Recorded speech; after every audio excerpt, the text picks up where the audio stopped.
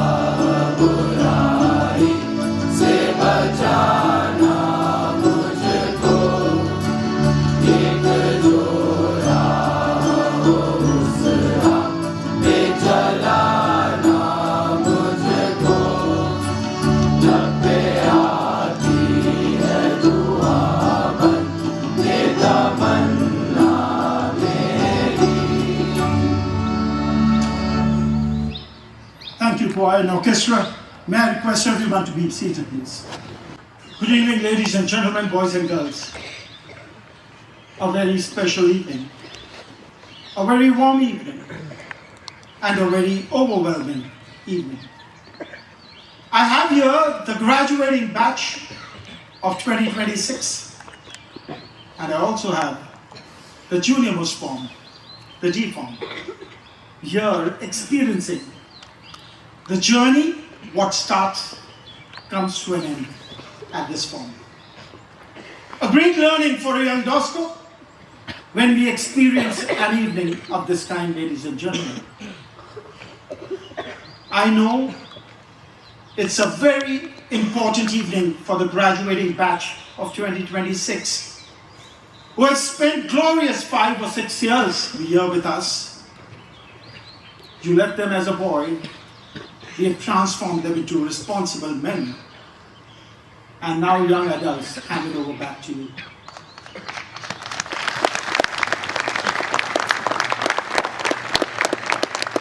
This evening, ladies and gentlemen, is not an ordinary evening in the life of a Dosko. And who would be better to say that journey, who themselves have taken the reins in the hand to start with the proceedings. We have our 2 school captains, Ayan Mittal, 94H, Jay Shamsher Rana, 564J, who in the same order will be addressing you all this evening. Over to Ayan Mittal, 94H, followed by Jaisamsher Rana 564J. How lucky I am to have something that makes saying goodbye so hard. Good evening, our esteemed chief guest, Mr. Montek Singh Ahluwalia, our headmaster, Dr. Jakpreet Singh, respected schoolmasters, proud parents and guests, my fellow DOSCOs, and the graduating class of 2026.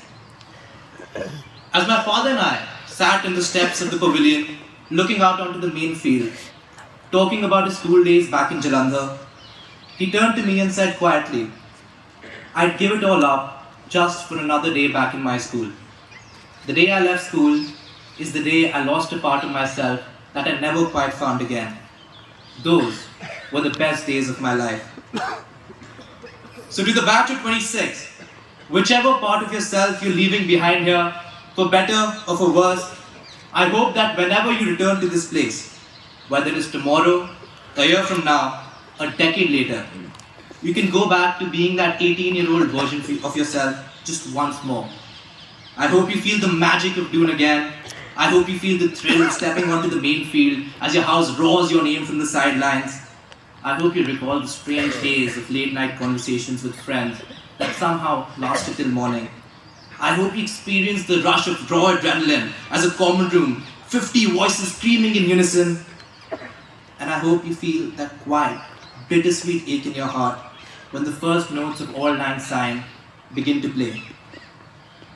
Because it is not just the bricks of Chandbagh that we leave behind. We leave pieces of ourselves here too.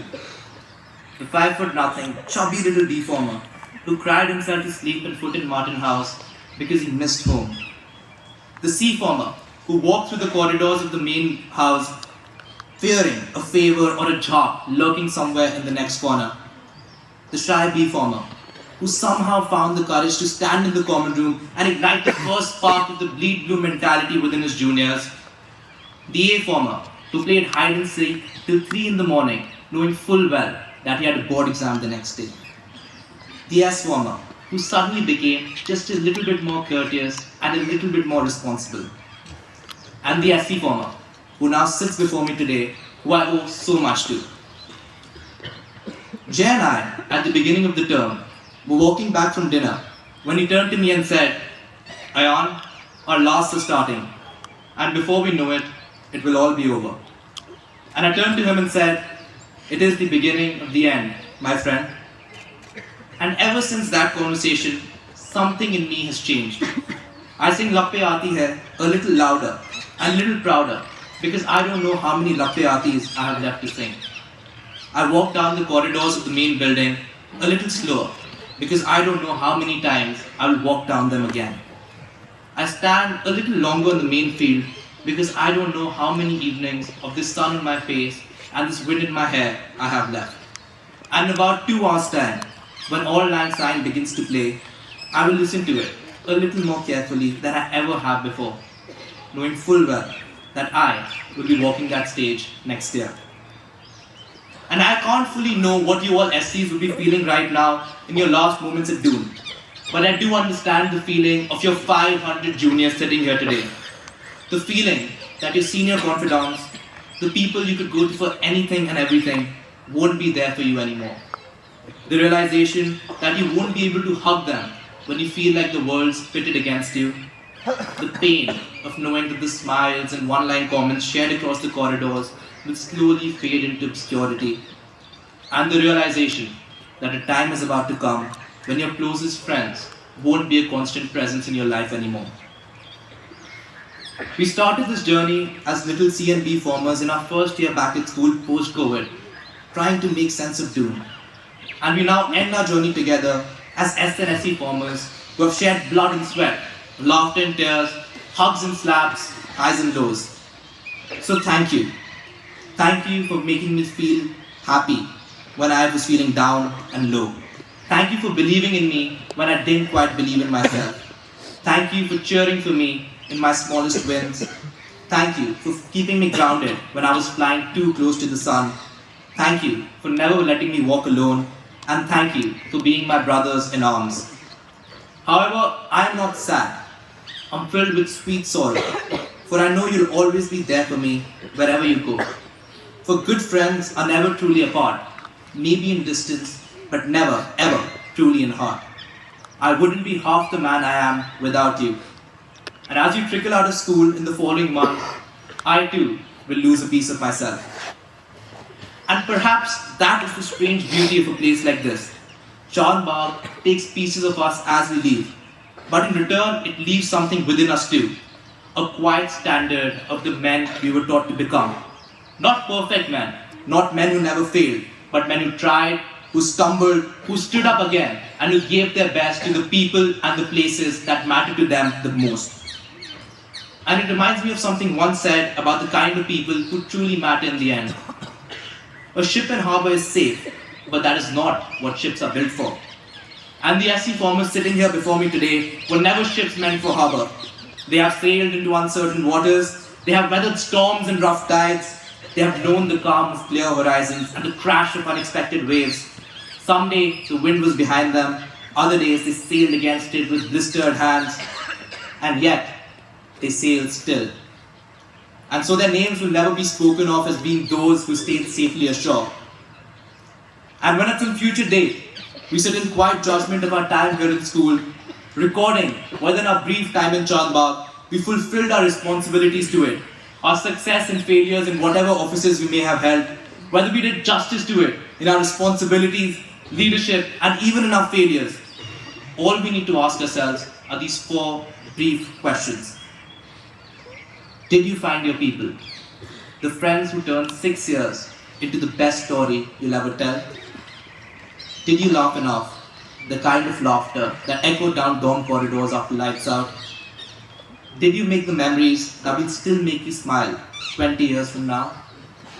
And finally, when you walked out of Chandbagh for the last time, did you leave knowing that these truly were the best days of your life? And if the answer is yes, then you have truly lived Doon. Because the truth is, you never really leave this place. A part of you will always remain here, and somewhere within you, Chandbagh will remain too. And perhaps years from now, when you find yourself standing here again, as the sun sets behind the Shivaliks, you will understand exactly what my father meant when he said, "Those were the best days of my life." And with that, I suppose all that remains for me to say is this. I'll miss you guys, Godspeed, and until we meet again. Thank you. In most parts around the world, sunsets only last a few minutes. The sky slowly shifts from bright blue to shades of orange and crimson before fading quietly into night. Yet, when you stop and watch one closely, it feels far longer than it really is. Time seems to stretch, conversations pause, the wind feels softer, and for a brief moment, the world seems to slow down. And when the sun finally disappears beyond the horizon, you know it had to end. But a part of you wishes you could rewind those few moments and watch it all over again. In many ways, Doon is a lot like that. Good evening, ladies and gentlemen, our esteemed chief guest, respected headmaster, teachers, parents, my fellow DOSCOs, and last but certainly not the least, the outstanding batch of 2026. 5 years ago, like so many before me, I stepped onto this campus for the first time, pretty unsure of what awaited me. Everything felt larger than life. The towering buildings, the traditions, everyone else seemed to understand except you, and the seniors who seemed much larger than you were. Well, except our very own Arnav Agarwal. But slowly, something began to change. The intimidating grounds became familiar territory. The chaos of practices, founders' rehearsals, and evening games somehow began to feel like routine. The voices that once seemed distant started to become the voices that shaped our days. And before we even realized it, the seniors we once looked up to were no longer just figures ahead or above us. They were the people who showed us how to live within these walls. They truly became our brothers.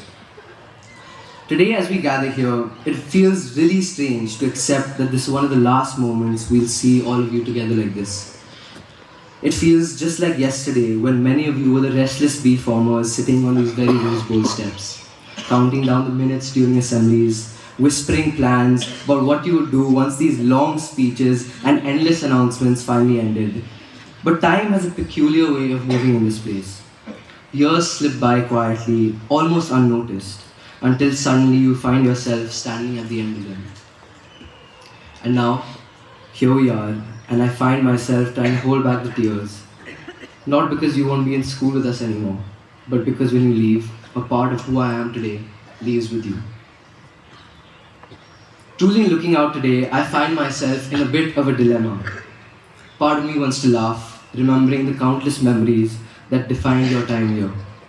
The intensity and josh you brought to the field, even at 6:25 in the morning. Yes, GD, I'm looking at you. The music that reverberated through the house corridors long after lights out, and the panchayats that sat around PTV sir's desk as precious toy time seemingly slipped away. But another part of me feels the quiet realization that tomorrow, many of those moments will simply become memories. There will be a strange silence in places that once felt alive. The fields will still be played on, the music will still echo through the corridors, the late night discussions will still happen. But somehow they will feel slightly different.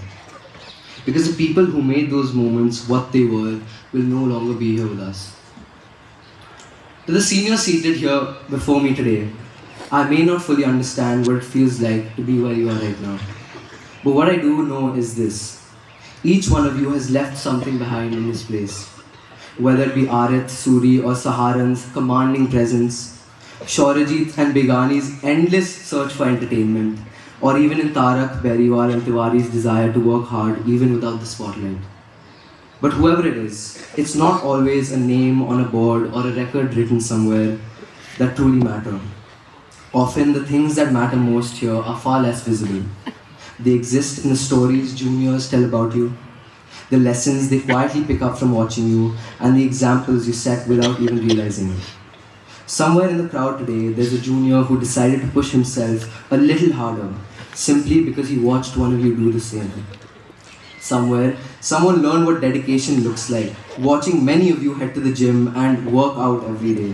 Although personally, I'm still not convinced that taking mirror selfies counts as workouts, but maybe I'll change my mind in SC form. But somewhere quietly, a junior picks up something from you. The way you worked, the way you carried yourself, the standards you set around all spheres of school life. And in that sense, long after today, like Ayan rightly said, parts of you will still remain here. Of course, there will be some of you who feel that you could have done more, tried harder, or even taken fuller advantage of your time here. But perhaps that's the natures of places like this one. No matter how many memories you collect, achievements you gain, it never quite feels like enough. Yet the truth is that the value of your time here really cannot be measured by trophies, titles, or achievements alone. It lies in the friendships you built, the challenges you faced, the mistakes you made, and the person you slowly became along your 6-year journey. And if the boy who first walked through these gates so many years ago could see the person sitting here today, I think he'd be very proud. Before I end, I'd like to ask all of you to do something simple. Take a moment and look at the people sitting right beside you. You may not realize it now, but years from today, you will remember these faces far more clearly than any timetable, classroom, or maths mark sheet. Life will take each of you in different directions, across different cities and different paths. But no matter how far those roads go, there will always be one place where they began, within these red brick walls. These walls that gave us friendships we didn't know we needed, lessons we didn't know we were learning, and memories we didn't know we were creating. And perhaps that again is the quiet magic of this place. You rarely realize how special a moment is when you're living in it. Only when it ends do you realize that you are standing in what other people later call the good old days. To the batch seated before us today, thank you for the stories you leave behind, the standards you set, and the memories you created. We truly wish you courage for the road ahead and the wisdom to always find your way back home, because this is truly your home. Thank you for everything, Batch of 2026, and hope to see you all again very soon. Thank you, Ayan. Thank you, Jai Shamsher Rana. You said it all, left nothing for the headmaster. But I'm not the keynote speaker today. we have someone very, very important amidst us. Someone who my generation saw only on the televisions because we could never see him in real. A man always in the turban color blue, reforming Indian economy, looking after the welfare of our country when people did not even understand what he was stepping in. A man who became a role model to many, many of the Indians, and I'm not scared to say many of the foreigners, because they wanted to be like him, but could not be, because there can be only one Dr. Montek Singh Ahluwalia.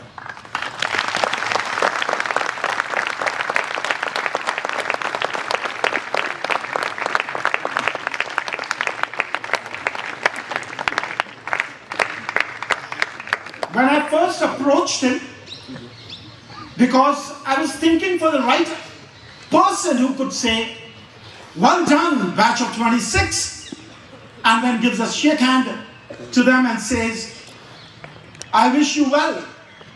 Godspeed, you must lead our country well. There could not be anybody more stronger standing here than him. And then later, I met him in Jodhpur just a couple of months back, and his speech inspired more than I actually heard on televisions or saw growing up. And today, when I'm sitting here with him in honor of being the chief guest of this passing out ceremony and the prize giving, I could not have given anything more important to you, the batch of 26, than to have rightly said in one of the breakfast conversations, sir, sitting with Shomek Agarwal, he gave you a name, sir. He called you Adam Smith of India.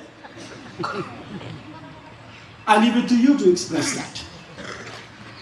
Born under the golden skies of November 1943, armed with a brilliant mind, honed at the hallowed halls of Oxford and Delhi, he stepped into the corridors of power, not as a conqueror, but as a quiet visionary. From the tender fields of economic advisory in the Ministry of Finance to the grand tapestries of global stages at the International Monetary Fund, where he pioneered paths of honest evaluation, his footsteps have echoed with wisdom and grace. Oh, what wonders he has woven as the helmsman of India's daring economic reforms in mid-1980s. He flung open the gates of opportunity, turning whispers of urbanization and liberalization into a roaring symphony of growth. As Deputy Chairman of the Planning Commission, he dreamed big. Blueprints of inclusive progress that lifted villages to skylines, farmers to factories, and hopes to horizons. Honored with the Padma Vibhushan, India's crown jewel of civilian valor, Mr. Montek Singh Ahluwalia stands as a beacon, reminding us that the true wealth blooms not from gold, but from the fertile soil of shared dreams and bold ideas. Ladies and gentlemen, please join your hands to welcome Dr. Ahluwalia to address us all.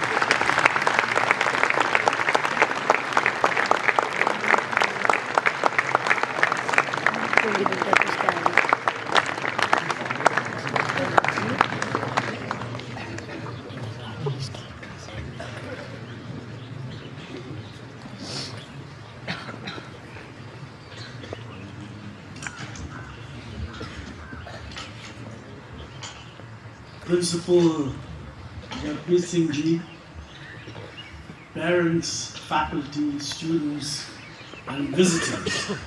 I must say, after that fantastic introduction, I can hardly wait to hear myself speak.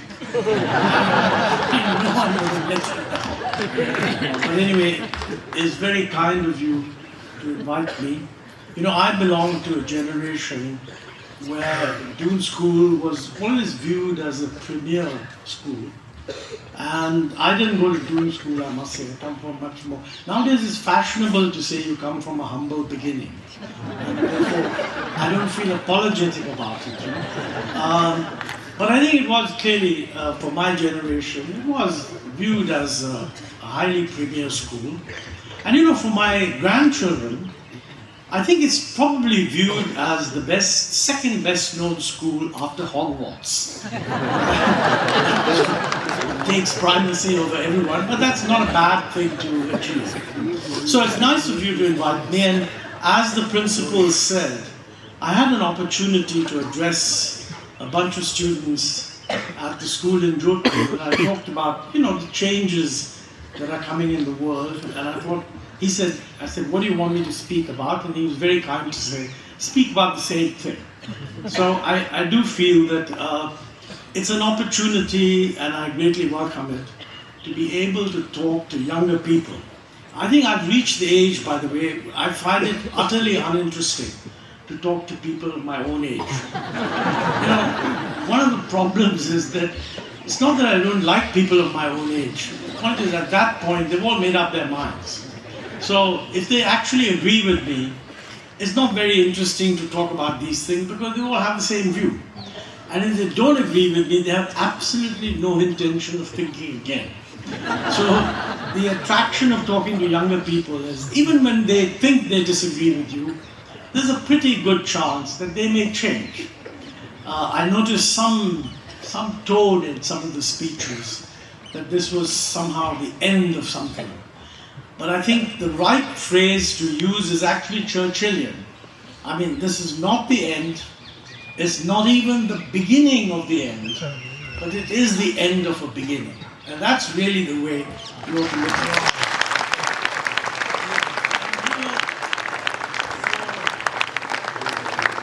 it. For you guys, I should say you guys and girls, but I don't think you have any graduating girls, do you? Yeah. You do, well, wonderful for you guys and girls.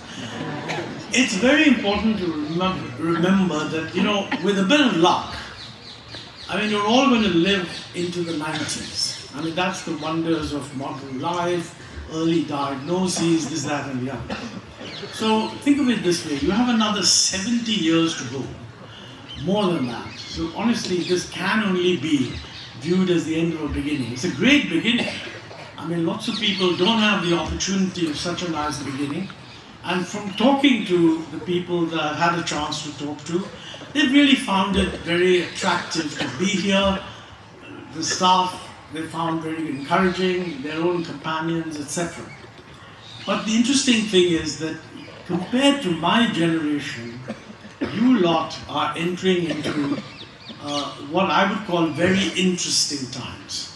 Interesting because the change you're going to witness is much, much greater than anything that your parents or even your grandparents have witnessed. And this is actually important for the parents to realize also. I want to mention in this context, my favorite story about people invited to celebrate an annual function or something. I think Roald Amundsen, who discovered the South Pole, was invited back by his college at the annual function. Now, he never completed his course. He was recruited into medicine, mainly because his mother wanted him to be a doctor. He always knew he wanted to be an explorer. And he spent all his time in the university training himself to go into the cold climate of the South Pole. He would keep his windows open so that the cold winds would blow in, and he'd get used to cold weather. Then, sadly, his mother passed away. And as soon as she did, he felt it was not necessary to continue his education and simply left. Then, of course, since he discovered the South Pole, I mean, the college rightly felt they wanted to honor him. So he was invited back to the annual whatever function. And usually on these functions, the chancellor or the vice chancellor or something reads out all the accomplishments of the students who won this prize and that prize and the other and so on. And Amundsen made a very interesting point. He said, I have no doubt that the college is maintaining the highest standards of those who graduate from it. But I wish you would tell me that you are maintaining the standards of those who don't finish. And that I think was an interesting reference to his own achievements. So I think this is important to know that, the world, when I say the world is changing, I think you're going to be all subjected to completely new challenges, most of them which you haven't actually maybe even thought about. That's why I spent some time today going into your AI lab. I forget the full name, Bryce, but it was very impressive. Met some young people doing really interesting things. And all that is really the future. So, there are two factors that distinguish your generation from mine. When I left school, it was like 1958 or some such thing. And then I went to the college in Delhi University. And for the next 30 years or so, the Indian economy growth rate was around 3.5% or something like that. And the population growth rate was a little over 2%. So actually the per capita growth rate, per person growth rate, was a little over 1%, let's say 1.5% at most. Now, when an economy grows, per capita income grows, I'd say 1.5%, then the per capita income doubles in something like 40 years or so. That's the amount of time it takes for per capita income to double at those growth rates. And change comes when per capita income changes, not GDP. I mean, you can have a country which has a huge GDP and it just keeps growing and its per capita income remains the same. And maybe 50 years later, it's a much larger economy, but at the same per capita income. So nothing structural changes. I mean, the relative size of one sector or another, the relative amounts of one commodity or all of them remain the same. It's when per capita income changes that these changes begin to happen. And the difference in the last, say, 20 years or so, probably the average growth rate that we've experienced in India per capita has been something over 6%. And at that growth rate, per capita income doubles in something of the order of 8 or 9 years. So the difference between per capita income doubling in over 40 years and per capita income doubling in 9 or 10 years, which for you may actually be smaller because we're trying to raise the growth rate. So think of it this way. Structural change in the society is going to take place for your generation about 4 times faster than it did for my generation. There's another factor which is also important. That is the pace at which technology will change. Now, technology has been changing always. And you always had debates on the new technology, what will it disrupt, etc., etc. If people have doubts about some of the changes, others say, no, this is a good thing. I mean, in our own history, the railways in India came quite early, 1800 and something. Even the father of the nation had a dim view of the bringing in of railways because he felt this would spread disease in the country. Gandhiji's view on the railways was not very positive. And I think it's an example of how people sometimes become suspicious of change. When automated technology brought in textiles, lots of people felt that jobs would be lost. And then you had this big debate, will jobs be lost? Other people saying, no, new jobs will be created, etc. And that debate still goes on. The difference, I think, is in those days, the speed at which technology came was very, very slow. I mean, you may bring in railways, but it'll take 100 years for the railways to actually spread out. You bring in automobiles, but it takes several decades before automobiles reach 100 million customers. Then you bring in television, and 100 million is achieved within 2 decades. Then you bring in the internet, and 100 million is achieved in a few years. And then you bring in ChatGPT, and ChatGPT reaches 100 million in about 3 weeks. So, you know, this is an indication of how fast the technology is changing. All changes of technology force a change in the structure of the system. But you know, when the technology changes very slowly, it's relatively easy to adapt to it. When it changes very rapidly, it can be more disruptive. So have no doubt about it that the changing technology in the years ahead is going to be more rapid than people think. And I think if we were honest about it, we would recognize that it will therefore also be more disruptive. Now you're entering your adulthood at a very exciting time, because you're going to see this happen. It has some very interesting implications, some of which you may not find very negative. I mean, look at it this way. When technology doesn't change at all, the most important thing about human skills is actually experience. I mean, the more experienced carpenter using the same tools as more recent people would be better carpenter than the most recent one. But when the technology changes, it's no longer true that people with a lot of experience are necessarily better.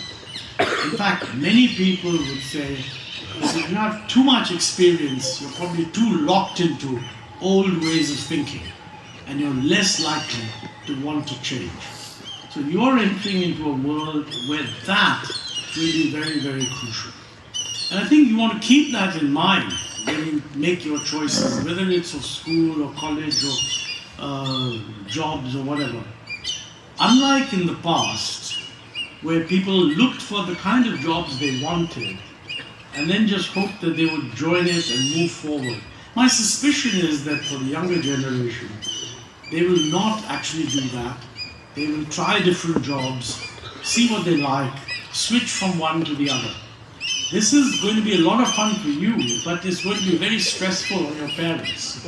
So I want to address the parents here, that they need to understand that beyond the point, you have to recognize that the children of the future, that's you, are going to experience a very different kind of job environment. That's not a negative point. I mean, people will take up jobs, drop them, experiment with other things, come back. And most importantly, the education process cannot be the old-fashioned one, where you start your education, then you continue it, then you end it, and then you go into the job market. The truth of the matter is that with technology changing the way it is, most people will want to keep updated in whatever area they're entering. So, I mean, there'll be lots of going back, and there should be a lot of going back to universities to refresh your skills, etc. And you can be sure that industry will be working that out and working towards it. I think you can see a lot of this going on right now around the world, where some very, very unusual interactions are playing out. I mean, I'm sure you all read the newspapers, and you're all spending whatever normal amount of time in what's going on in the Middle East. And here you have a very interesting play being enacted. You have a lot of the relatively well-off states in the Middle East who are seen to be, let's say, aligned with the United States, being attacked by Iran. Iran is not in a position to attack the United States directly, so what they're doing is they're attacking the ones that they think are aligned with Iran. But the technology behind that is quite interesting, because the Iranians are sending low-cost drones to bombard all these areas. And these areas are actually equipped with very high-quality precision missiles which can shoot down these drones. But the difference is that each drone costs only about $20,000, whereas each of these missiles costs between $1 million and $3 million. So, I mean, on the one hand, you have a technology which was designed in order to defend yourself against, let's say, very sophisticated fighter planes. So if you know that the enemy has, I don't know, 50 of them, or 200 of them, or 300 of them, so you get 2 and 3 times that many missiles, and you're reasonably protected. But if you're being attacked by much, much cheaper weapons, like armed drones, and you're spending 1 and 3 million worth of missiles to shoot down each drone, very soon you're going to run out of missiles. Now this is something that is causing militaries around the world to actually rethink their strategy. So it's an example of how a new technology completely disrupts the way we think. I'm sure that our own military must be learning a lot of lessons, and I'm sure militaries all over the world are learning a lot of lessons. But I think it gives you a sense in which many of the things that are happening, it's the younger, more nerdy, geeky characters who can work out what the problems are, whereas those in an established system probably find it more difficult to rethink their position. So actually I don't want to go on and on, I just wanted to make this elementary point. You're at a fun stage of your lives. You're going to have much longer lives than your parents or grandparents. You're going to see much bigger changes in technology. And along with these changes, you're going to see changes in economic structure.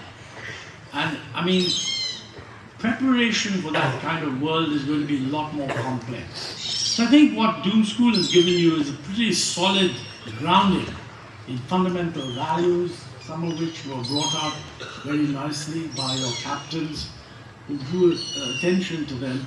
And it's in the next stage when you get into universities as adults that you will be experimenting with how to pick up a very diverse set of skills depending on what your preferences are. And all I can say is I wish you luck. And I kind of envy you, I think, because on the whole, the world has done well with changes that are taking place. Mind you, some of what's going on is also problematic. And I didn't talk about this, but clearly climate change is one of them. I think we will need to be able somehow to restructure our system to handle the complex problems of climate change. And that is as much a matter of technology as the interaction between technology and politics. Our political leadership has to realize that these are the tough decisions they have to take, and they have to create a politics that will support taking these tough decisions. I don't think there's any simple solution. I think different countries will probably do it differently. So it'll be interesting to see how we handle it, and it's nice to know that you will all be playing a very major role in how that's handled. And if you succeed, and I'm sure many of you will, then all credit to your school for making you the kind of fellows that it has. Thank you very much. Thank you, Dr. Ahluwalia, for sharing your wonderful thoughts with all of us and leaving a very subtle and an important message for the graduating batch of 2026. Just by his presence, not only he has created a vibe, he has also created a new thought wave which the batch of 2026 will go out with his message, as he has left for you a huge responsibility on your shoulder. Ladies and gentlemen, boys and girls, the school choir and orchestra have prepared two beautiful numbers, especially for the batch of 2026 and for you parents. Kindly request all of you to join your hands for the school choir and the orchestra. May I request all of us to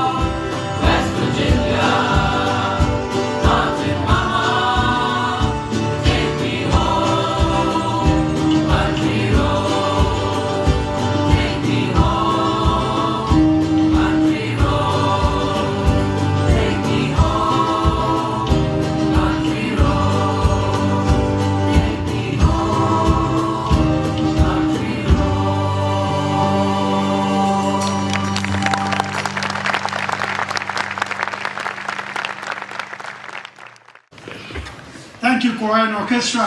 Let's hear loudly for this wonderful performance.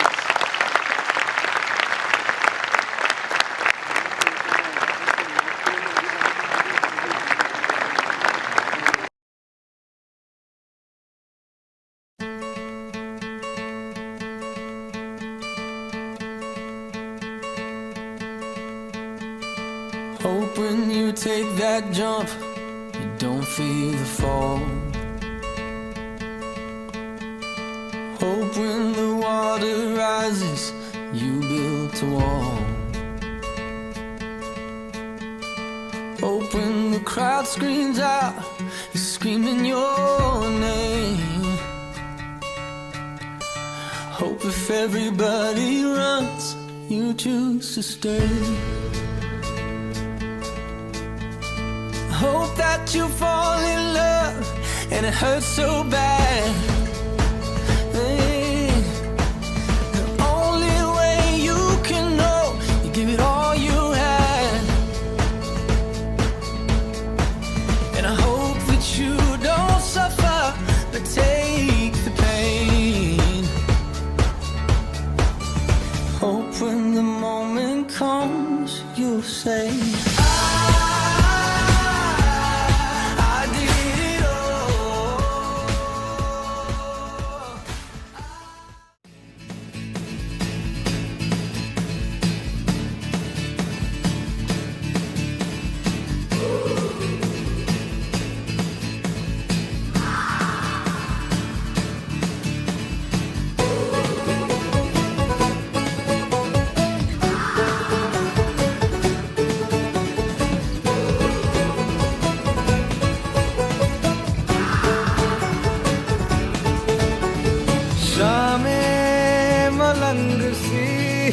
रातें सुरंग सी बागी उड़ान पे ही ना जाने क्यों इलाही मेरा जी आए आए इलाही मेरा जी आए आए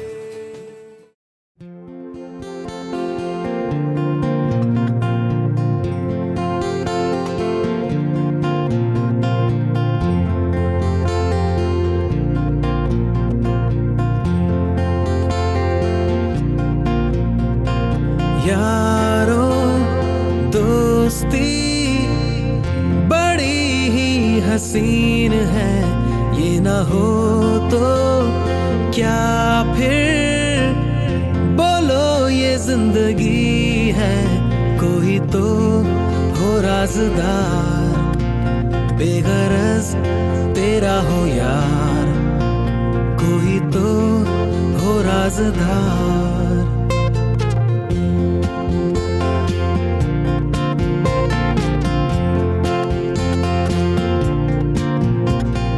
यारो मोहब्बत ही तो बंदगी है, ये न हो तो क्या फिर बोलो ये जिंदगी है। कोई तो दिलबर हो यार, जिसको तुझसे हो प्यार, कोई तो दिलबर हो यार।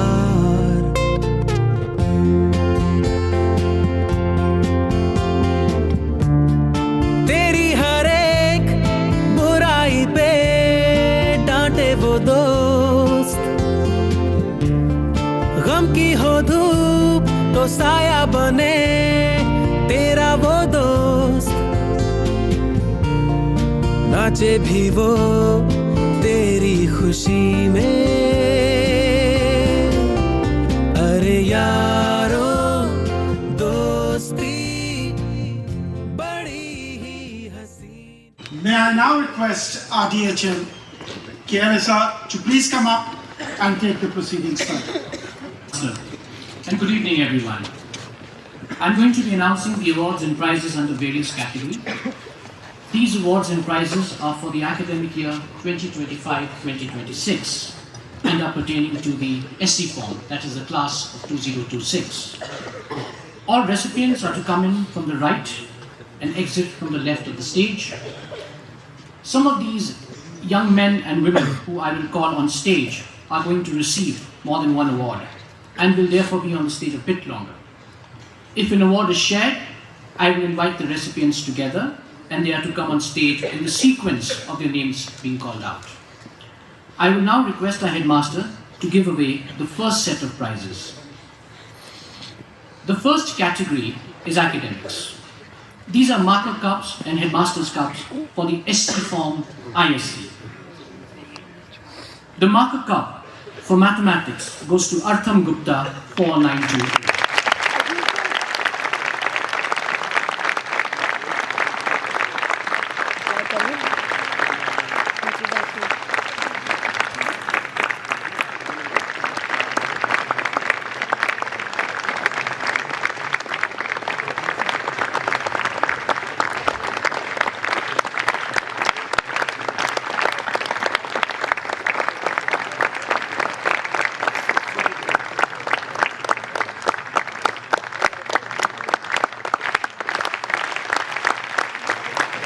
Please stay on the stage after me. The Headmaster's Cup for Chemistry.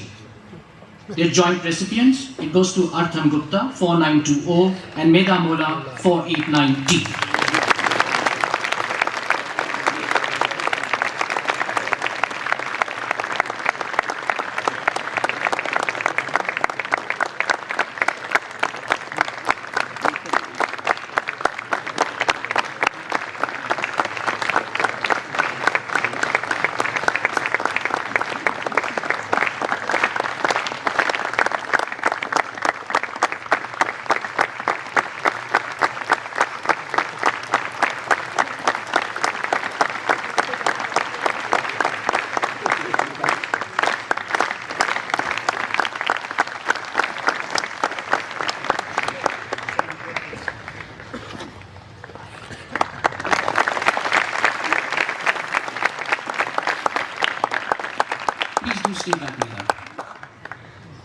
The marker cup for computer sciences goes to Meda Mola 489T.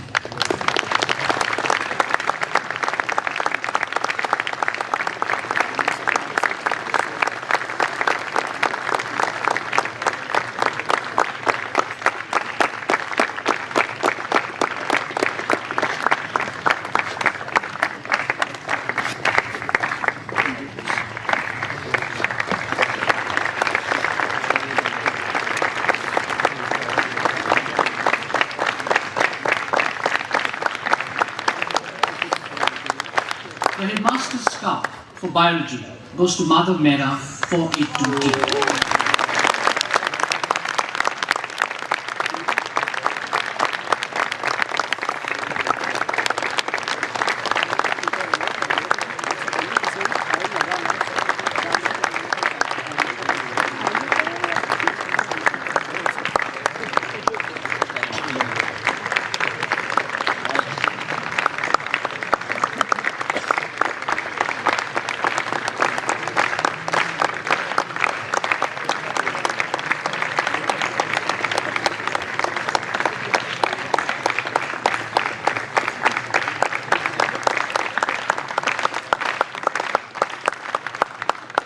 Don't go too far, Madhav. The Headmaster's Cup for Physical Education goes to Madhav Mehra 482T.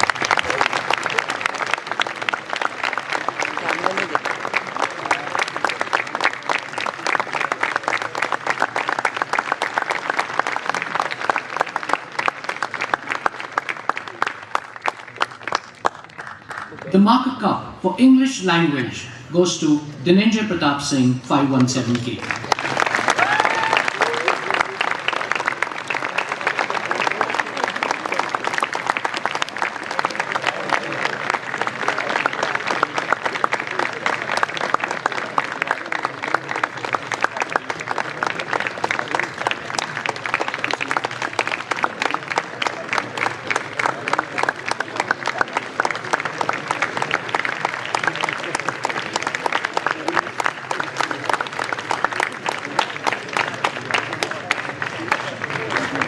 Don't go too far, Dhananjay. The Headmaster's Cup for History goes to Dhananjay Pratap Singh 517K.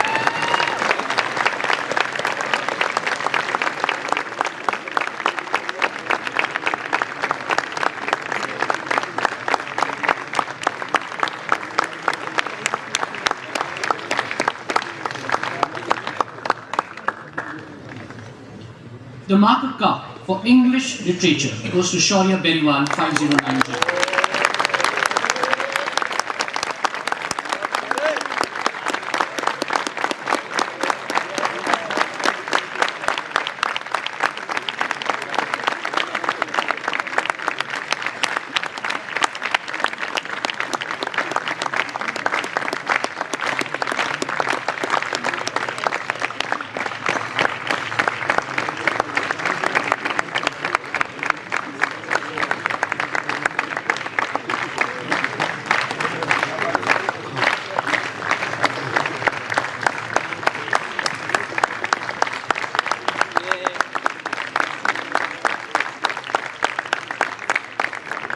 The Headmaster's Cup for Commerce goes to Ahan Gupta 491J.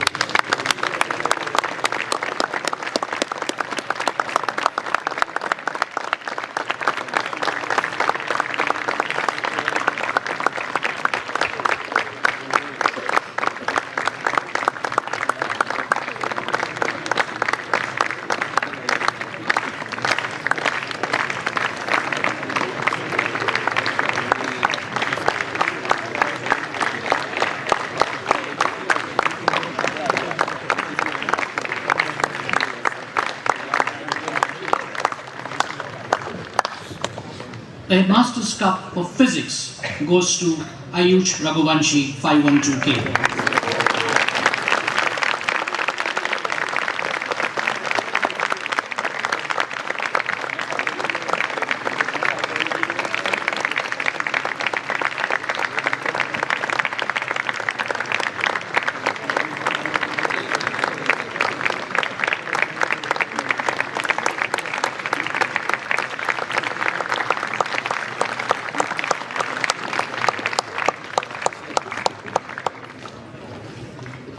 The Headmaster's Cup for Political Science goes to Ganadipati Anisha Aryan 467.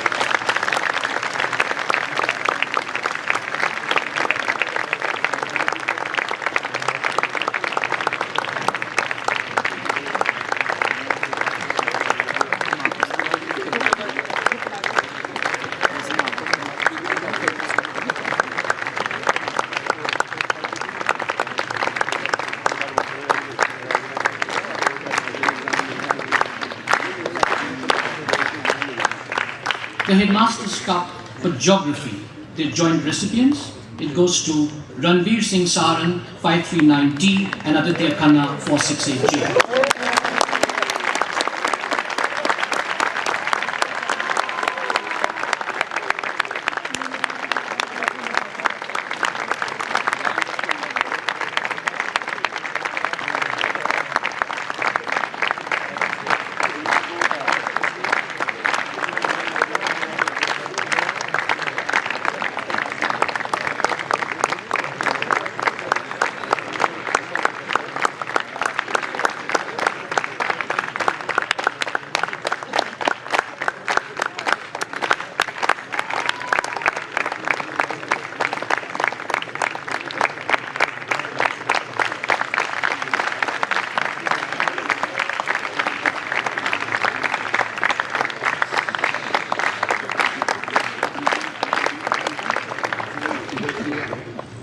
The Headmaster's Cup for Indian Music Hindustani goes to Agni Vacharya 5992.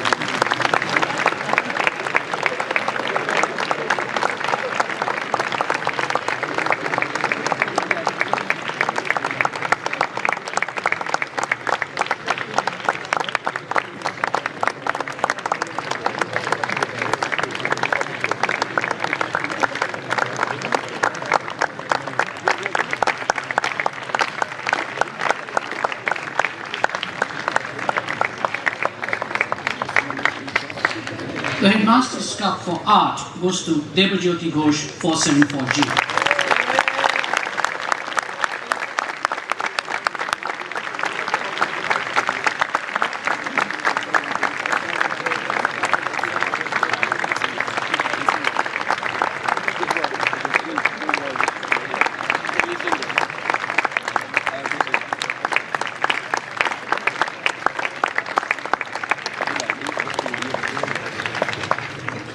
For the next set of awards, I will now request our current school captains, Ayan and Jay, to escort our chief guest, Mr. Montek Singh Ahluwalia, to kindly give out the prizes and awards along with the headmaster. Sir, if we may have you. Thank you.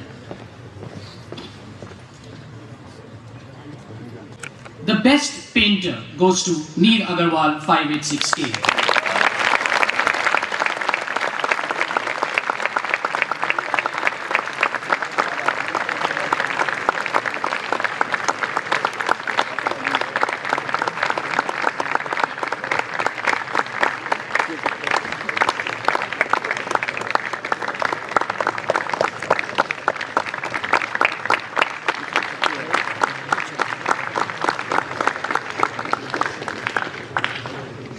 The Shri Gulab Singh Memorial Sculpture Trophy goes to Debojyoti Ghosh 474J.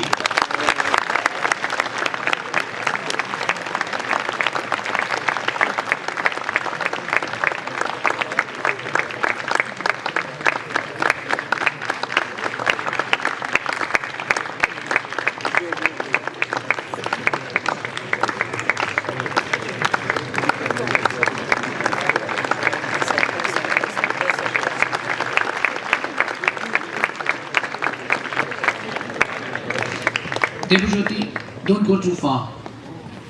And I hope you have been working out at the gym. We'll give you an even heavier trophy.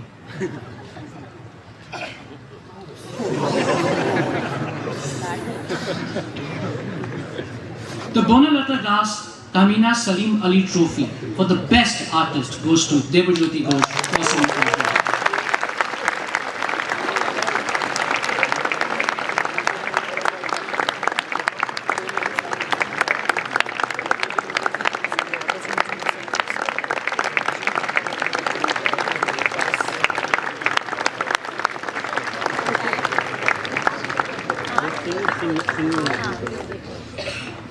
The Shushma Memorial Trophy for the Best Craftsman goes to Rahul Kapri 5530.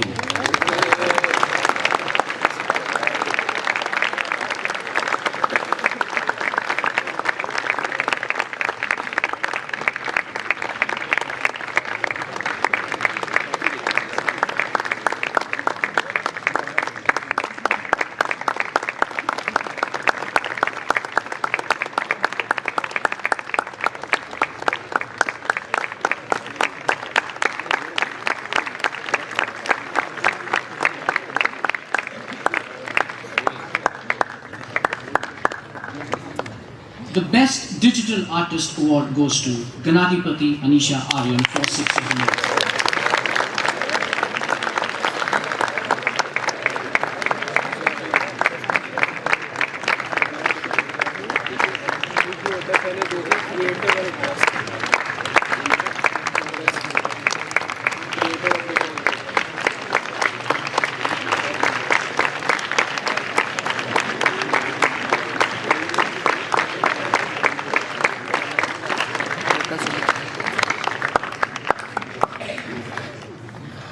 We now move on to drama.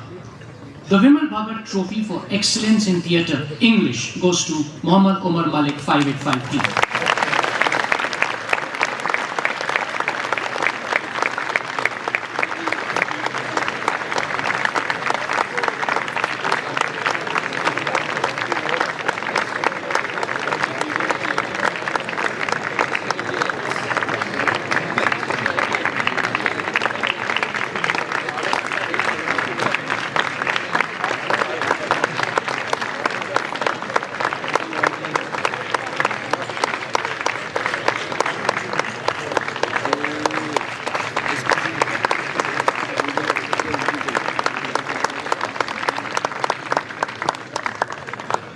The Superrama Award for contribution to Hindi drama goes to Aditya Khanna 468.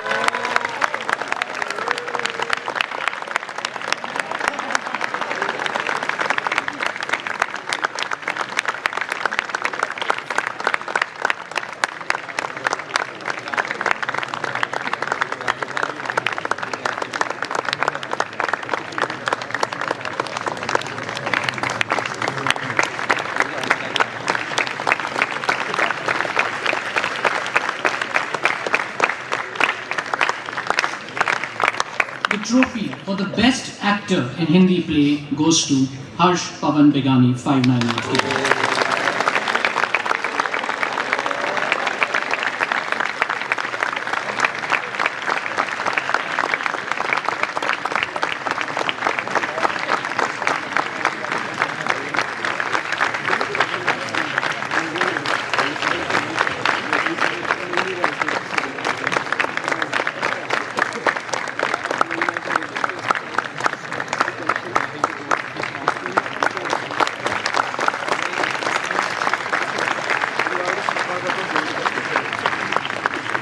The trophy for the Best Supporting Actor in Hindi Plays goes to Arnav Tiwari, 510J.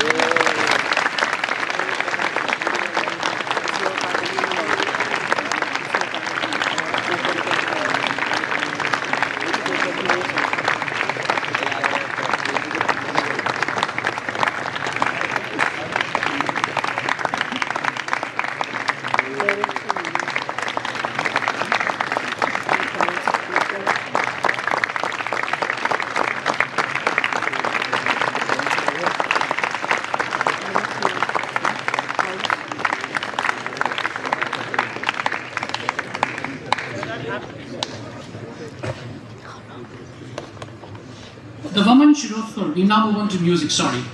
The Vaman Shirodkar Trophy for the Best Musician of the Year goes to Agnivacharya, 599B.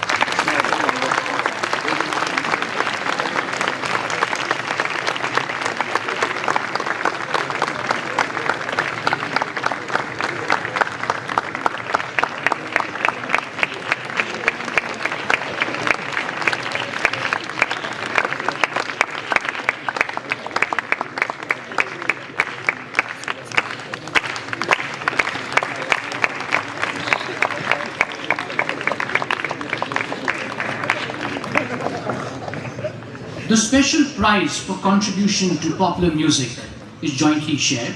It goes to Samarth Pundir, 532H and Shoya Garg, 511K.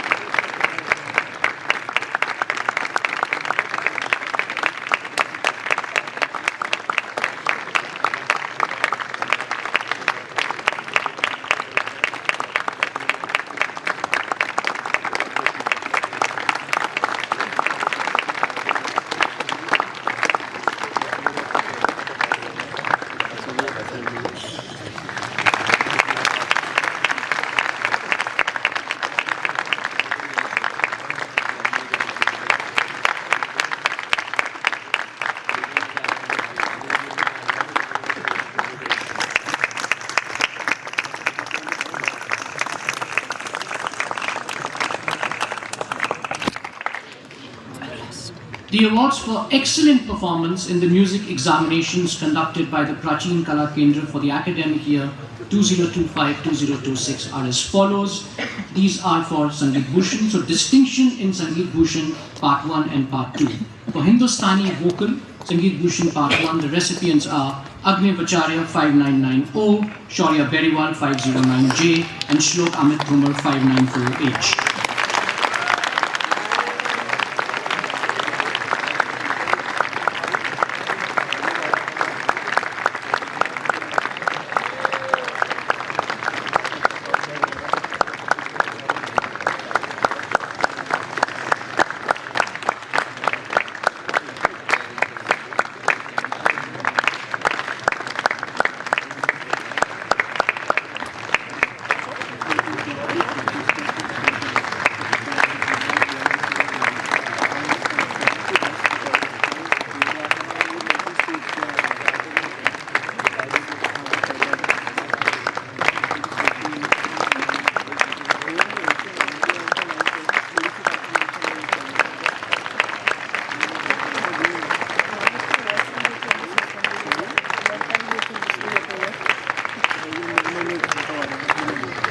Moving on with the same category, for Hindustani Instrumental, Santoor, the recipient is Hemant Khandelwal, 483T.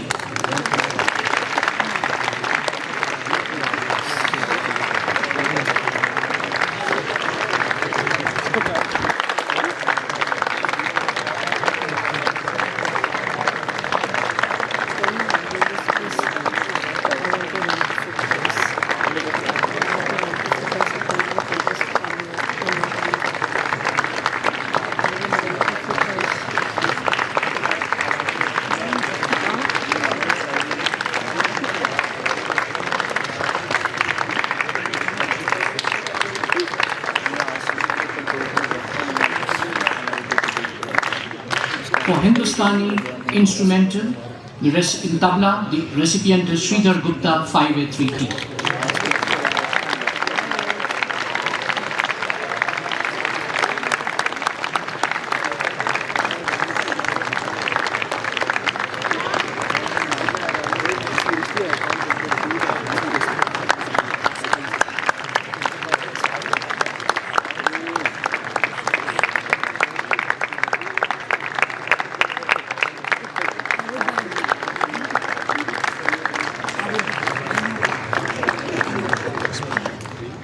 We now move on to the next category.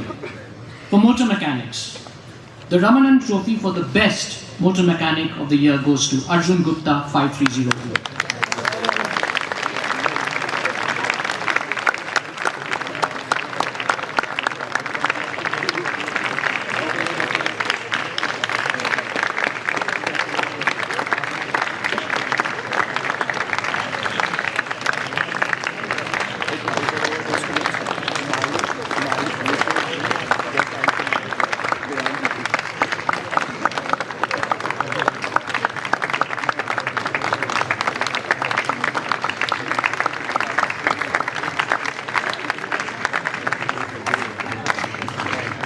We now move on to photography. The trophy for the best photographer of the year goes to Namish Shankar Agarwal 5330.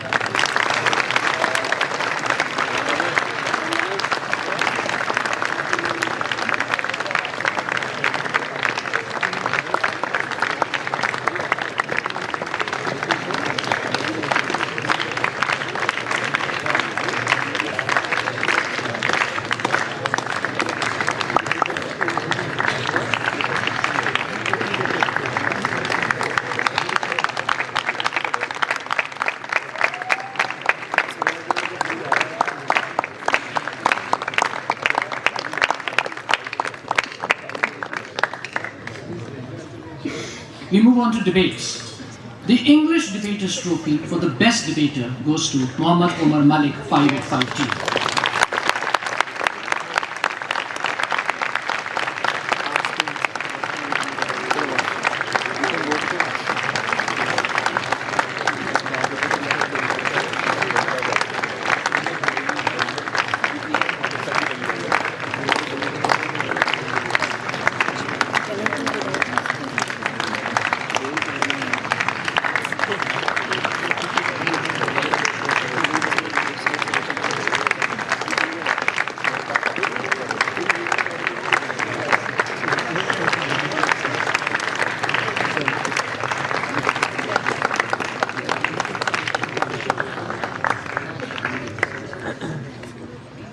The Naveen Chandra Trophy for the best Hindi debater goes to Arnav Tiwari 510J.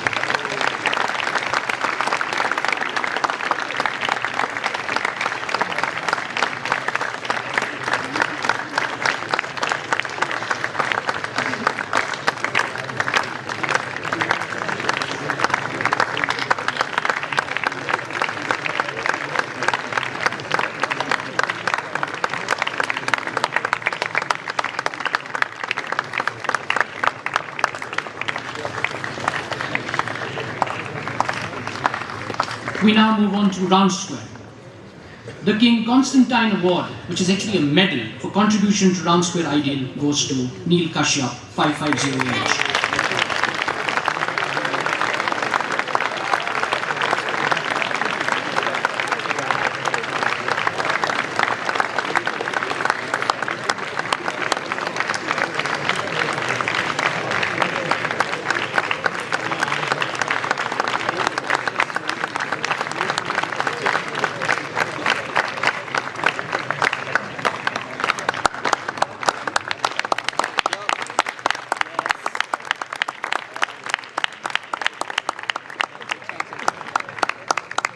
We now move on to service. The Covered JB Singh Award, which is again a medal for community service, goes to Kai Kubo 544T.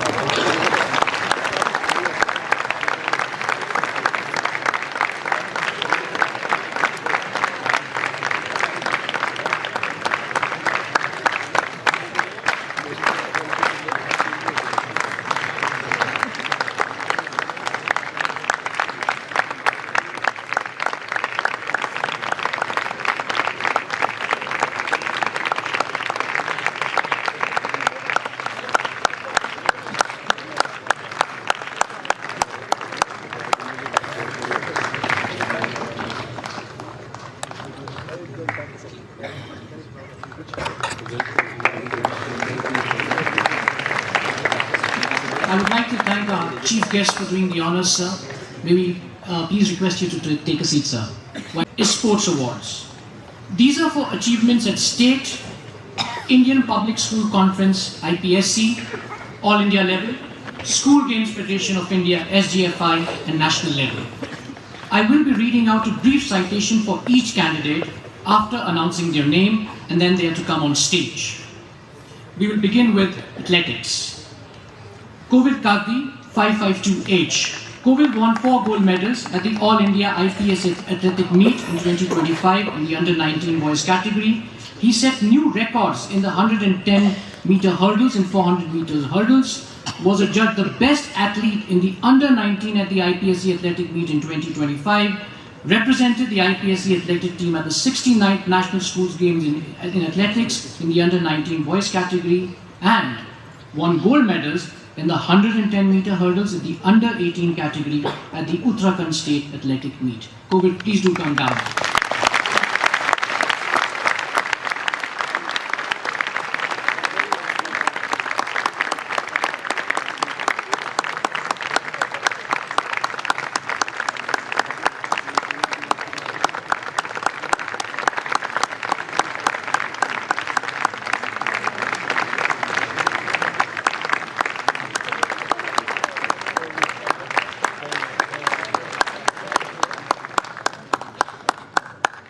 Next, Chinmay Tripathi, 531K, won a silver medal in pole vault at the All India IPSC Athletic Meet in 2025 and represented the IPSC Athletic team at the 69th National School Games in the Athletics Under-19 boys category. Chinmay, please do come on stage.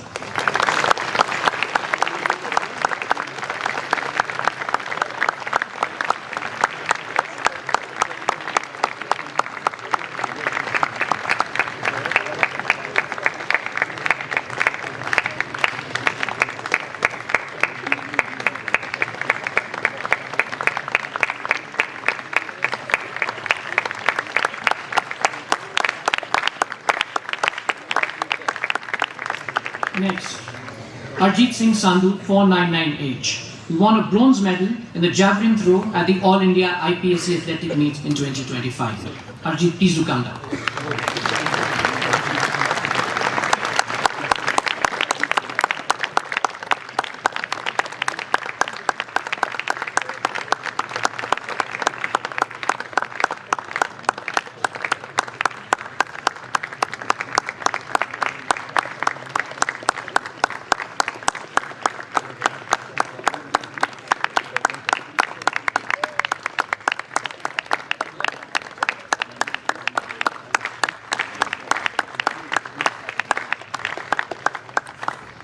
Next, Arid Gaurav Singhania, 493J, won a gold medal in shot put and in discus throw in the under-20 category at the Uttarakhand State Athletic Meets 2025.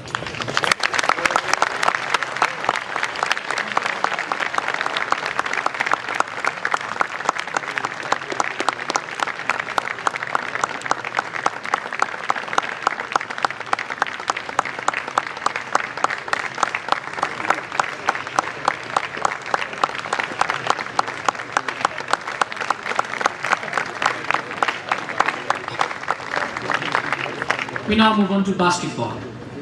Adiraj Singh Maan, 4940, represented Uttarakhand State at the Under-19 Boys Basketball Junior National Tournament and won a silver medal at the IPSC Under-19 Basketball Tournament 2025. Please come to the stage, Adiraj.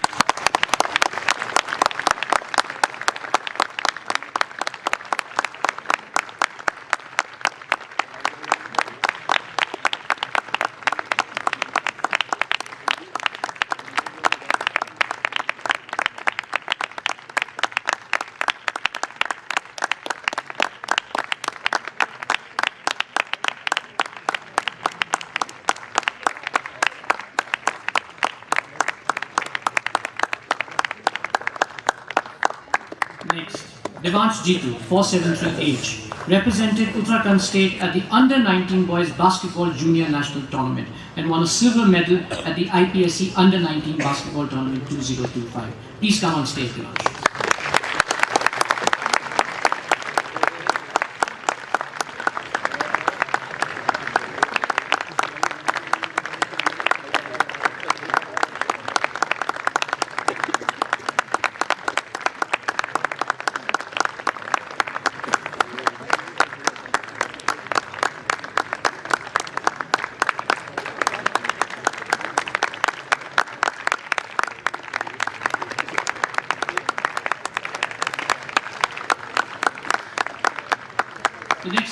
person, Advan 490K, won a silver medal at the IPSC Under-19 Basketball Tournament 2025. Advan, please come on stage.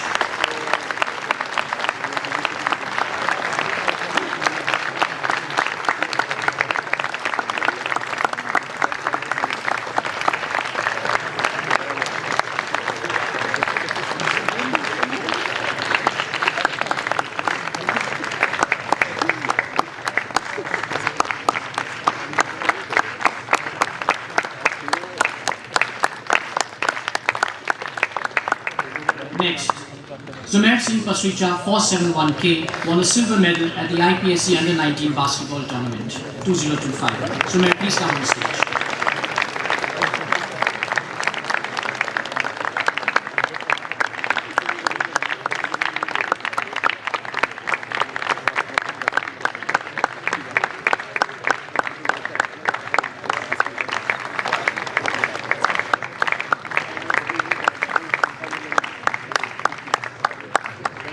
Next, Samarth Thapa 542J won a silver medal at the IPSC Under-19 Basketball Tournament 2025.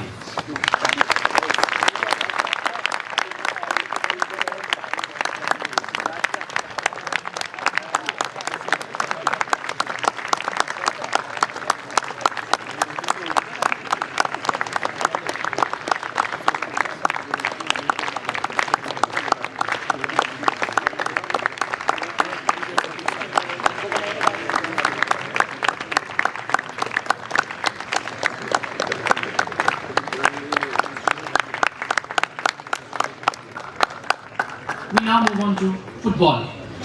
Shauryajeet Singh, 472H, won a gold medal at the All India IPSC Football Tournament 2025, was selected and participated in the 69th National School Game Under-19 Football Tournament 2025. Please come on stage, Shauryajeet.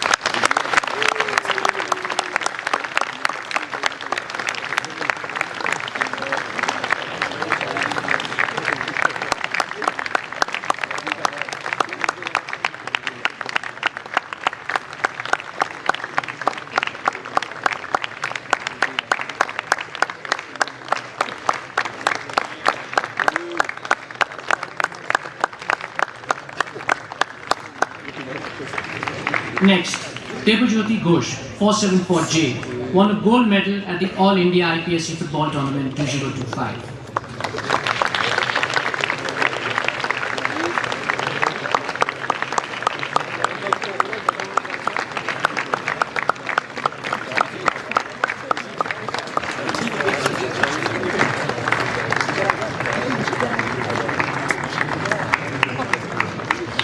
Next, Adosh Singh, 4860, won a gold medal at the All India IPSC Football Tournament 2025.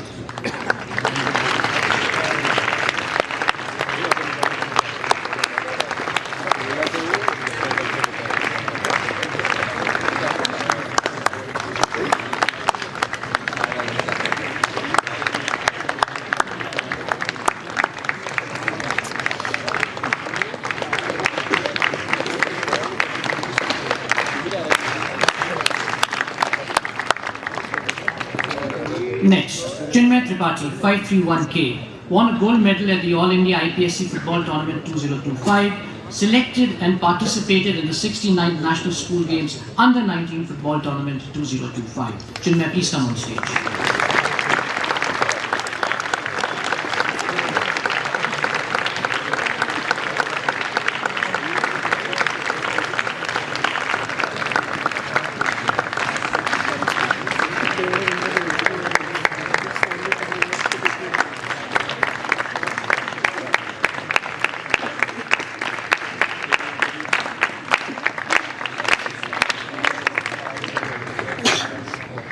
Next, Aditya Singh Dungapur, 500J, won a gold medal at the All India IPSC Football Tournament 2025.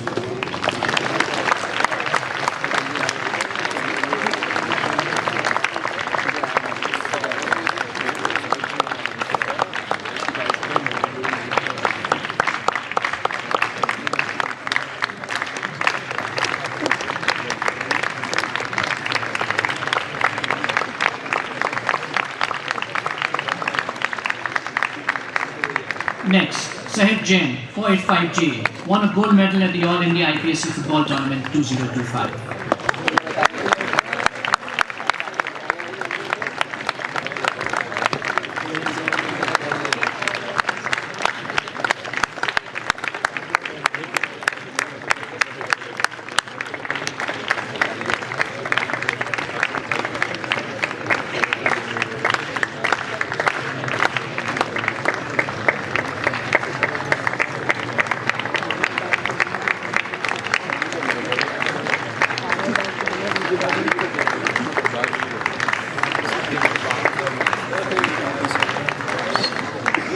We now move on to hockey.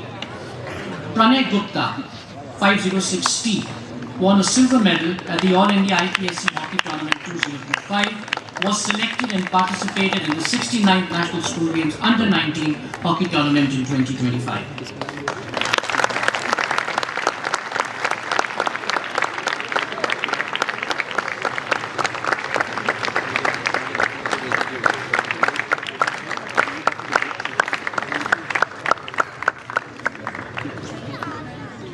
Chinmay Tripathi, 531K, won a silver medal at the All India IPSC Hockey Tournament in 2025.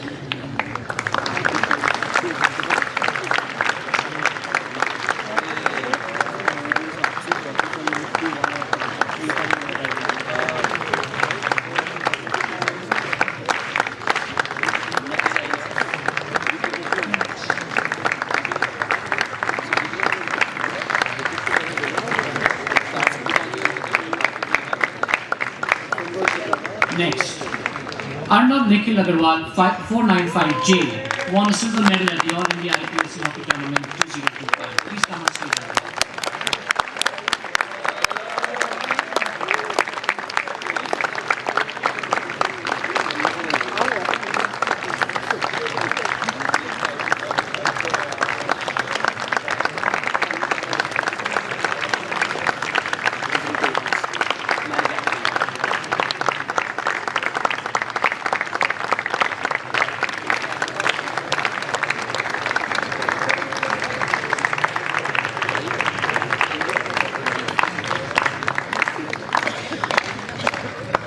Vedant Kapoor next, 497T, won the silver medal at the All India IPSC Hockey Tournament 2025. Please come on stage, Vedant.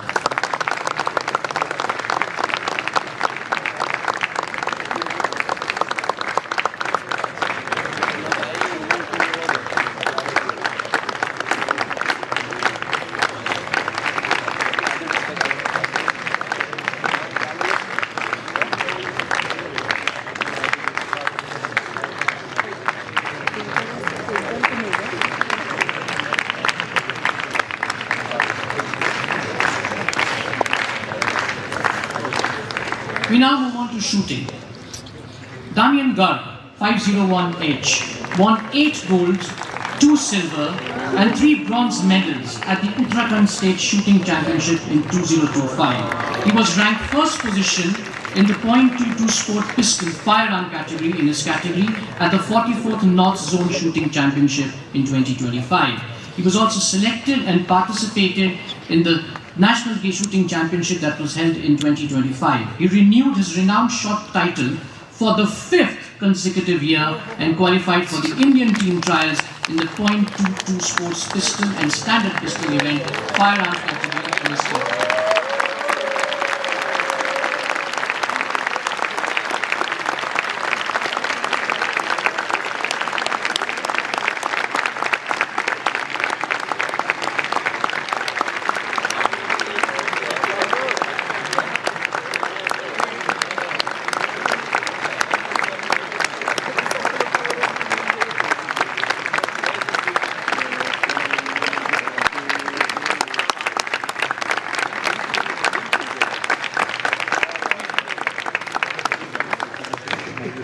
We now move on to tennis.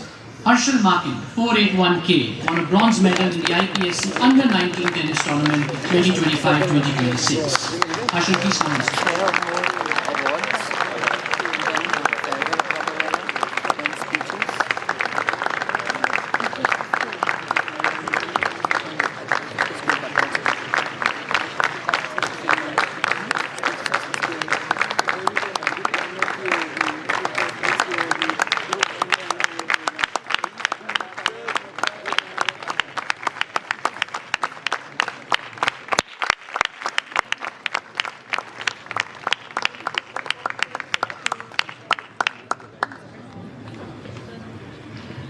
Next, in tennis, Arjit Singh Sandhu, 499H, won bronze medal in the IPSC Under-19 tennis tournament in 25-26. Please come and sit.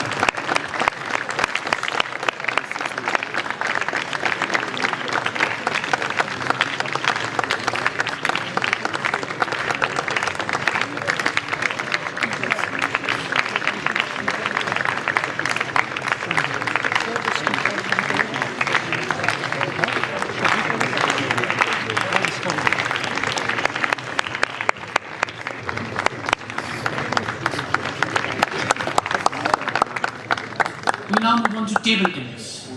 Aditya Singh Dungapur, 500J, won individual bronze medal in the IPSC Under-19 table tennis tournament in 2025 and won silver medal in the IPSC Under-19 table tennis tournament. Aditya, can I please request you to come on stage?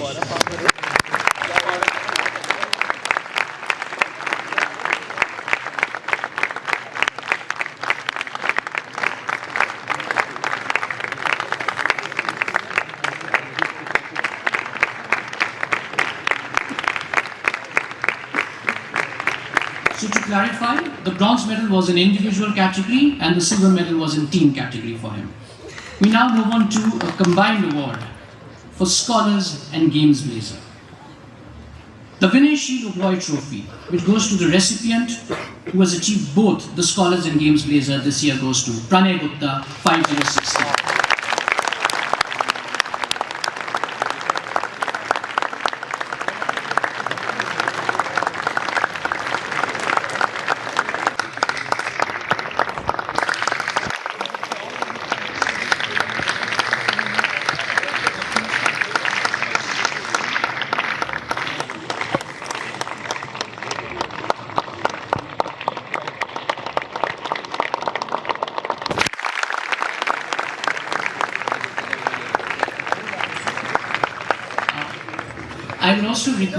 I will now request the headmaster to give a token of appreciation on behalf of all of us to our chief guest.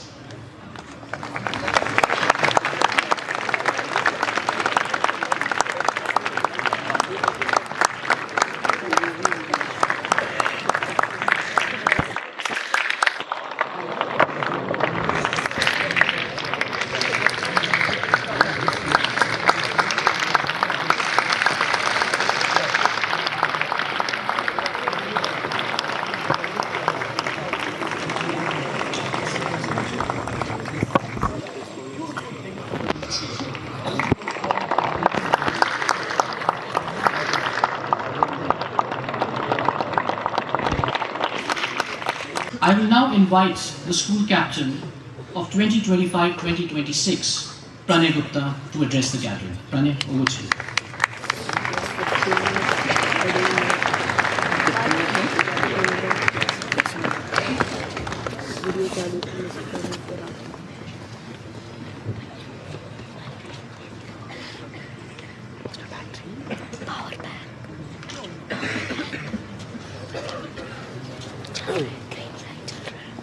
I always thought I'd be ready for this day, that when the time comes, I thought I'd have the right words.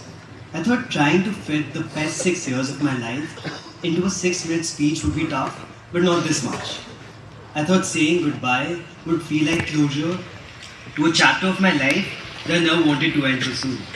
But standing here right now, delivering my final speech as a school captain, I've realized something that I never expected would be so difficult to understand. Over the past 6 years, Doon has taught us to do a lot of things. It has taught us how to lose and still come back the next day. It has taught us how to lead, how to follow, and how to stand up for what's right. And somehow, it's also taught us that 8 hours of sleep is a myth, when 5 hours has been known to do the job just as well. But in between all of this, the one thing that Doon has failed to teach me was how to say goodbye to me. And to be fair, it wasn't exactly easy for our batch to even arrive at Doon properly. Fortunately or unfortunately, the timing of our induction and COVID-19 happened to coincide. And just like that, everything shifted online. All the stories, the legends, the chronicles of Chandbagh, everything that we had heard for years had to be postponed to be experienced a little later. But somehow, even online classes couldn't fail to stop us from making memories as a batch. Whether it was online roti making sessions in life skills classes or afternoon PE schools forcing us to do push-ups on camera, it didn't feel like we missed out on a lot, except the starting part, because most of us slept through it under the sweet covers of bad Wi-Fi. And then finally, the time came, April 2021, exactly 1 year after our original joining date, when we joined our respective holding houses. But if there's one thing Destiny was stubborn about, it was keeping us away from a normal Doon School life, because COVID came back for round 2. And we finally earned our infamous name, not as the batch of 2026, but as the COVID batch. Soon enough, third time the charm decided to get to work, as did our Jaipur's quarantine, with a fair share of videos and incidents that I legally cannot speak about in public. We somehow made it through, and there it was, a normal Doon School life 1.5 years later. Or that's what I thought, until I entered the infamous cage and was greeted by a strange-looking kid who decided the best way to welcome me was by throwing a tennis ball at my face and breaking my glasses. The journey that each one of us has taken in a time in Chandbagh began with us sitting in the AMC on our very first day, greeted by the school captain addressing us as the batch for the first time. Back then, having absolutely no clue what was waiting for us on the other side. Then, almost without us noticing, that one straight road split into 100 different parts. Different houses, different friend circles, different victories, different setbacks. And yet, after everything, it's brought all of us back together in the same boat once again, just like we were on our first day in school. For many, the process of aspiring towards something begins the day they join school. Some fulfill it during their school journey, and some don't. Everyone seems to believe that Doon follows this notion of survival of the fittest, that there is no place for someone with no talent.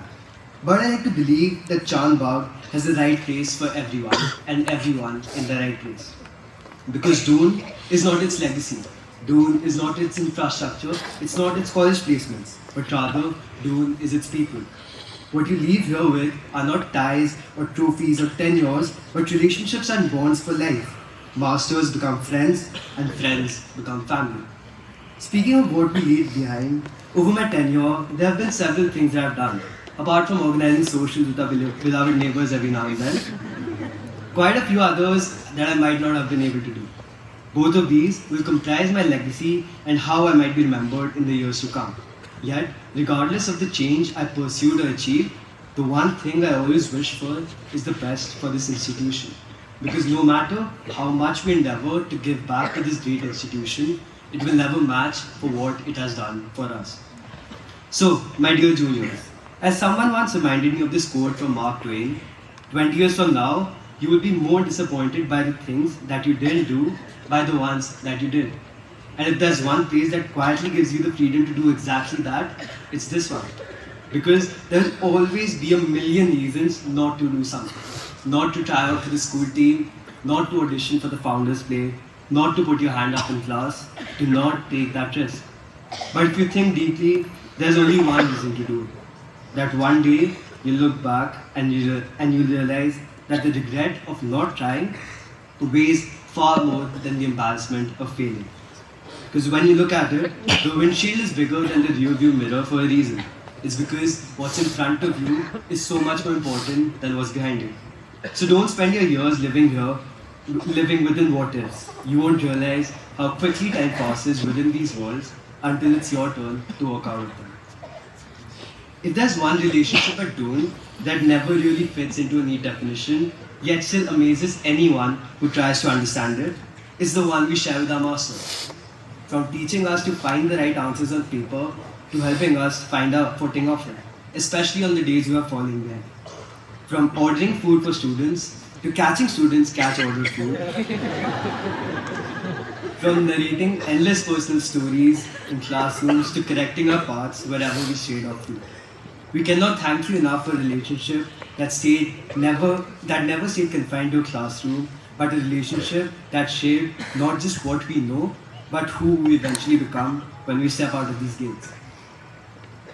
To my parents, From covering up their tears as they dropped me and Tanmay off at the main gate, only one of the many hidden sacrifices my mom and dad have made to make sure that both of their sons felt as if they had the world at their feet.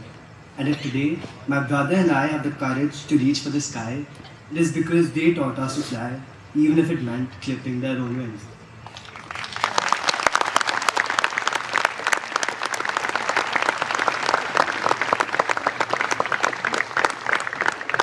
Nine years back, in 2017, when sitting on these same steps of the Rose Bowl, my parents sat in awe hearing the school captain deliver a speech.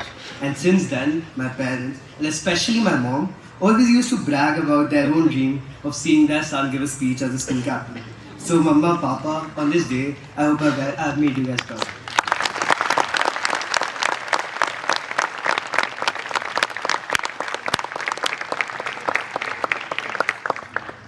Every Dosto considers the 6 years he spent in school to be the most defining years of their lives.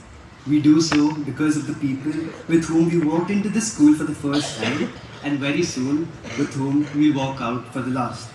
Between these two singular events lies a lifetime of shared memories. Memories filled with joys and heartbreaks, triumphs and setbacks, all of which forge the bond of brotherhood and camaraderie that every Dosto proudly speaks of. Whether it was the shared homesickness we all went through as juniors, the shared excitement yet fear for the rugged midterm treks, the shared frustration when we got yet another batch changing way for no fault of our own, the shared dread before yet another Grand Slam deciding match, the shared unhinged dance moves as soon as a Bollywood song starts playing in the jam, the shared nostalgia we all feel towards looking back at our years here at Doon, and finally, the shared feeling that soon all of this will be over. Everything perhaps brought us a little closer to each other. Every time we were about to do something, I was very sure that I would go on to that later. A voice in the back of my mind, and obviously a friend next to me would say, "Chalna yaar, what's the worst that can happen?" And that's the thing about this place. People come and go. Seniors come and go. Masters come and go. Even the girlfriends you once thought would never leave us do also come and go. But these batchmates, trust me, even when you want them to go, they won't. They'll still show up in your room uninvited when you're finally trying to study. But more importantly, these brothers won't leave you. They won't leave you when you're sitting on your bed, acting fine when you're not, or when you've messed up yet another maths exam and you're convinced life is over. But once you do feel like you've found people like that, you start wishing for more. I just wish we could play that one last batch futsal game at the EHS futsal, hopefully without anyone getting injured this time. I just wish I could walk back after a long day of classes and find my roommates exactly the way I always did, mid-argument, blaming each other for who left the dirty towel on the sofa. I just wish we could sit at the chotes table discussing who knows what for one last time. I just wish we could sing Lab Pe Aati in the Rose Bowl for one last time as proud Dostos. I just wish we could hug each other for one last time while shouting Apale ki Apale as a batch. I just wish there was a way to know you're in the good old days before you've actually left them. As a junior, I never understood why tears ran down each and every SCL's cheeks to the tunes of Auld Lang Syne. As I try to hold back the same tears today, it has made me realize that some things you only understand when it's your turn. I don't know how I'm going to feel in a few weeks, let alone a few years down the road. So, to our 60-year-old selves, for those of us who are actually able to make it, I hope you still love the way you loved here. Loud, shameless, and without checking who's watching. And when life gets heavy, as it will, I hope you remember. You've carried this weight before. You survived homesickness that sat in your chest, heartbreak that made you feel stupid, disappointment that made you feel worthless, pressure that made the nights feel too long, and failures that felt like they'd never end. So when you forget who you are, come back to Doon. Come back to the D farmer who unknowingly rejoiced at the thought of online classes for his first year. Come back to the C farmer in a newly stitched blazer, pretending he wasn't scared about finally stepping into school. Come back to the B farmer trying to fit in with the rest of the main house. Come back to the A farmer walking a fine line between winter camp shenanigans and boards. Come back to the S farmer rediscovering a part of themselves in peak Scorpio season.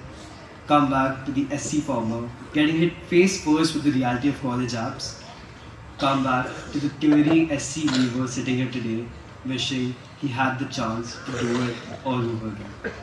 Come back to the place that didn't teach us how to say goodbye because it was too busy teaching us how to live. And finally, to our 12-year-old sons, I wish I could tell you this, that you're going to be okay. Not because everything will go your way, but because even when it doesn't, you'll find a way, or in my way, 90 ways to keep going. You're going to mess up. You're going to get things wrong even when you try your best. You're going to feel homesick in a room surrounded with your favorite people. You're going to have days when you want to disappear into the background and nights when you stare at the ceiling and wonder what you're doing is enough. And you're going to cry. Sometimes quietly in your pillow, sometimes in a bathroom stall, sometimes in the middle of the night when you don't know what you're doing in life.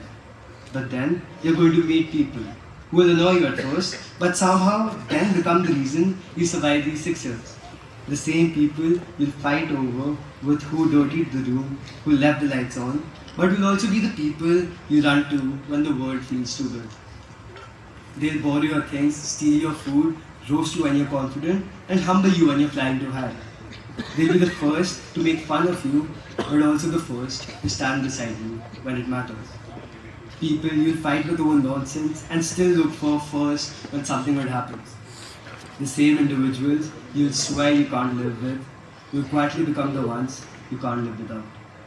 And the funniest part is, somewhere along the way, somewhere along these 6 years, those idiots will become your brothers.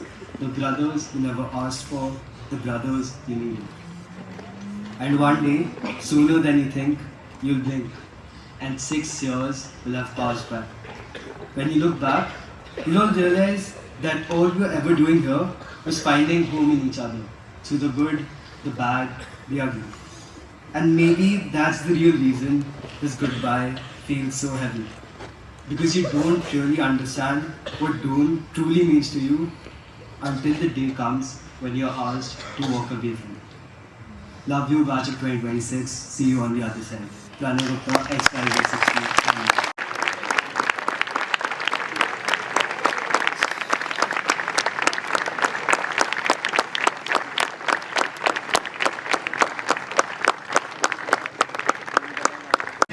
For this wonderful journey you've shared with us. You'll always be also called the COVID black school captain. But I know how we resilient people survived that era. Who would know the boy who was sitting at home behind the cameras making a trip of poor bandwidth will one day become the school captain. That's the journey of a gospel.